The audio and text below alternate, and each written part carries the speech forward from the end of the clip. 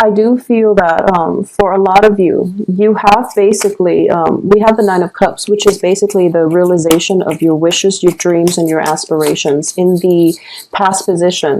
So moving forward, a lot of you have cemented ties, have approached a situation where you have a greater sense of direction, clarity as to the direction that you want to move forward with people and projects, okay? People, projects, and things in general. So there is that sense of communion, coming together, having common goals, common aspirations. And because of it, I do feel that everyone is basically headed in the same direction. So there is definitely a convergence in life paths. Possibly crossing paths with somebody, and then you realize that you have the same aspirations, the same goals. Therefore, you can continue to be in each other's lives, and you can continue to work together in order to achieve a common goal. What I'm getting here is also the whole concept of strength in numbers, because I know that with a lot of Libras in general, it's a fine line between that balancing act, where the self ends and where others begin. So I do feel at this point you have somebody in your life, a very significant person, whose ideas, expertise you really value, and who is actually whose goals are in alignment with yours. So they not only act as like a partner, but also in work or relationships, they can be somebody that is on the same life path, in the same growth direction as you. So this is a very, very good card here. In terms of what's crowning you here, we have the Eight of Cups. And the Eight of Cups is something that you've been emotionally invested in, or you've invested a lot of feelings, a lot of love in, and you're not able to let go, okay? So this can be good or bad. As the crowning energy here, what I'm getting is that a lot of you might have rekindled a situation with a previous employer or previous love partner. And I do sense that there might have been falling out in the past, and this is the week in which, or the month in which things are moving forward, or you're able to forge ahead, and you're able to give this another try. For those of you where this might be like a new situation, a new partnership, a new business partnership especially, there's definitely another element in the picture that is making it stable. On top of that, what's in your environment that you're not aware of is, for those of you who have recently started dating someone, this is what I call the card of flirtation. It's the Seven of Coins, but in this deck, the interpretation is definitely different. And the pictorial depiction of it indicates to me two people that have a lot of chemistry, that has a great deal of emotional rapport with one another. And they're also, it's that early stage of flirtation, of courtship, where they're kind of skirting around the same, the issues. They are very similar in philosophical outlooks and values. They do want to grow together, and they also are helping one another to achieve, financial stability, to achieve abundance in life in all sectors of their lives. Okay, so you've met a really good partner that is going to be conducive to, your long-term prosperity. So I do feel whoever it is that's in your life, things look very stable. It seems like a very egalitarian type of relationship. And if you look at this card here, the heart is buried underneath the ground. It indicates to me two things. The first is that, that physical chemistry, that aspect of, lust and things like that is, it's definitely at play. It's definitely at play, but I do feel the relationship itself is stable, mainly because it has a good foundation where two people actually like each other. It's not just, the physical attraction alone. Two people are going through this process where they have a friendship. They have a very solid sense of liking one another and respecting one another. So this is a very, very balanced relationship. In terms of your spiritual advice here, we have the Three of Swords. So a lot of you are still hanging on to past hurts, okay? As indicated by the Eight of Cups. So I do feel for majority of you, there was a situation from the past, and this is a new person coming through. So there was a situation from the past that you're still emotionally nursing, or you're still not able to let go of completely. I do feel like physically you've moved on. Emotionally, there's still that little, that fear, that, worst case scenario where you're kind of, I wouldn't say it's affecting your future because your future looks really good. However, I do sense that you have to let go and release some of these anxieties from past relationships, past hurts, past disappointments, in order for you to make the most of this situation, because this situation in your present situation looks very, very fruitful. It's balanced. It's built on a solid foundation. There's a lot of amicable energy involved, and there's also like a great foundation for friendship, success, love, and respecting one another, and even like looking up to one another. In terms of your external environment, you have the Nine of Coins, which indicates to me financial prosperity. Okay, this is also a card of some money coming through, or people that are either self-employed or they have a lot of financial investments in which the money basically grow on trees.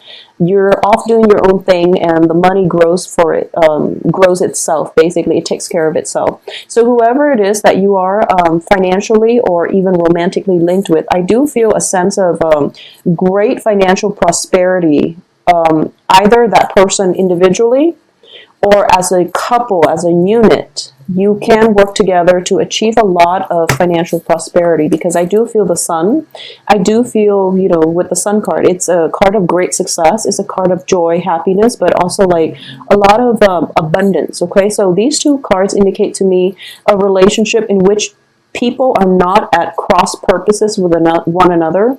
They both have mutually agreed upon goals and aspirations, and they're not trying to undermine one another, or one person's rise to power and greatness doesn't make the other person feel insecure. So it's a very, very good card. It also, because they're both showing up like this, I do feel that finances in general are very good for you guys for this month, but it's because you're also coming into the relationship or the partnership with your own financial assets. The other person is coming in with theirs as well. So it might be a situation where both parties are whole and complete individually. Therefore, this relationship is able to work. Okay, so even if you were to combine your assets, if you were to join up your finances, I do feel that it can work, because both sides have been very responsible about taking care of things on their own respective ends. Therefore, this relationship has longevity, and it's already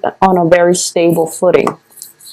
In terms of your hopes and fears here, I do have the Three of Wands. And the Three of Wands is basically embarking on a new path, and especially plans that you have that have been, in the works are now being implemented in the real world. Okay, so this is a very favorable card. It indicates to me definitely partnerships, definitely plans forging ahead, and just the power of execution. So you are looking for a lot of greatness in this. And I also feel as if, we have Three of Wands, Three of Coins. And in general, I do feel there might be, you might be in a partnership, and there might be like, as a result of it, it's such a good union that you're both attracting a lot of luck to you from an external source. It can be from like a financier. It can be from family. It can just be, in a universal way, a lot of good things are in the picture for you. As the outcome here, we have the Wheel of Fortune in the reverse, the Magician in the reverse, and also Knight of Wands in the reverse. So let's look at these.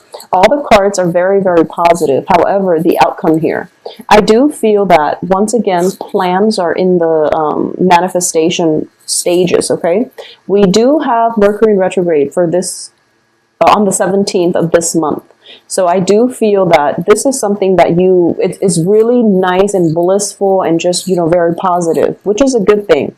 But I do feel that in general, you are still nursing this broken heart. You are still going back to a situation from the past, okay? And you are still trying to make things work. So when it comes to situations from the past, especially like lovers and things like that, going back in for round two, where it's kind of like one of those codependent, addictive type of relationships where you break up and you make up. The first month or so that you get back together, it could seem like very blissful. And then after that, things start to descend into chaos, because that's the nature of a codependent relationship. It becomes like an addiction, and you can't really clearly extract yourself from it. So a lot of you, possibly half of you, would be dealing with this energy. So I want you to be careful, because I do sense that the relationship has the potential to burn out. If this is like one of those old codependent relationship, okay, I feel that you were very, very happy in the past. So this is something that you're jumping back into without a game plan as to, how are we going to do things differently this time around. And on top of that, if this is a work situation, don't start anything during the Mercury retrograde period, okay? It'll be out of its shadow period completely by the end of October. So that's the time for you to start projects, okay? So that's the time for you to move forward and push ahead. And for those of you who are going through this situation where you've left a lover behind and you're starting something new, and especially if you're starting something new with a fire sign, fire signs are Aries, Sagittarius, Leo. I do feel that take it for what it is. If you're having fun, just enjoy the process of having fun, okay? Because it is still a little bit problematic dating during the Mercury in retrograde period. People might renege on their promises, for example, or things are really, really good during, the first few months of meeting one another, dating one another, courting one another. But then the reality of it is you might not, the energy itself, once Mercury is direct and station, and, once we're out of that Mercury shadow period, I do feel that a lot of things will come up that will make you reassess this situation.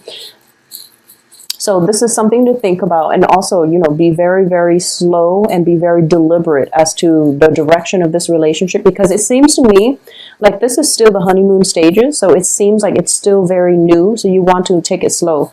Additionally, I do sense that with the Magician in the reverse position, I do feel as if, the power of manifestation and in general in the reverse, I do see this as the power of manipulation too, okay?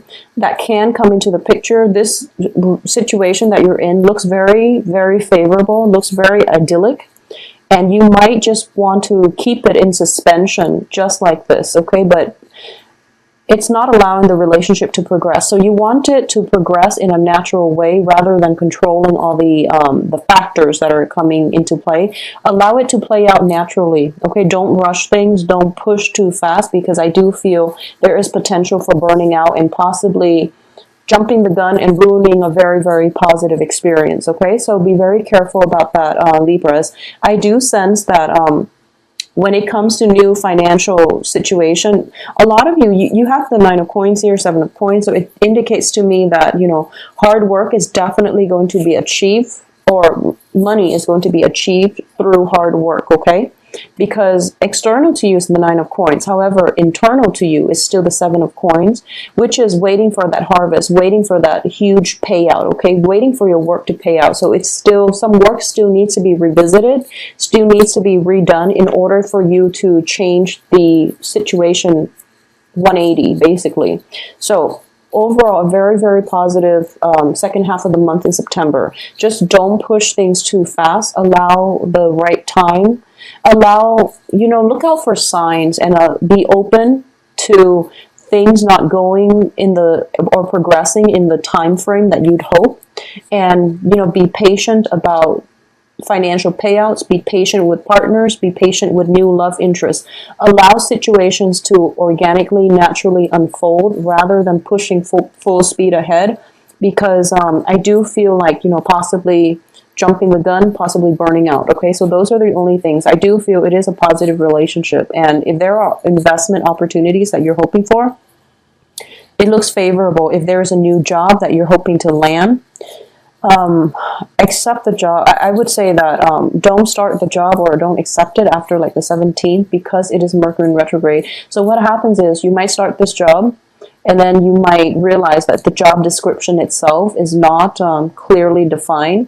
So what you're doing is very, very different from the job description that was advertised, okay? So it's very problematic. So what also ends up happening is that you will go through, for the next 3 months, you would work at this job.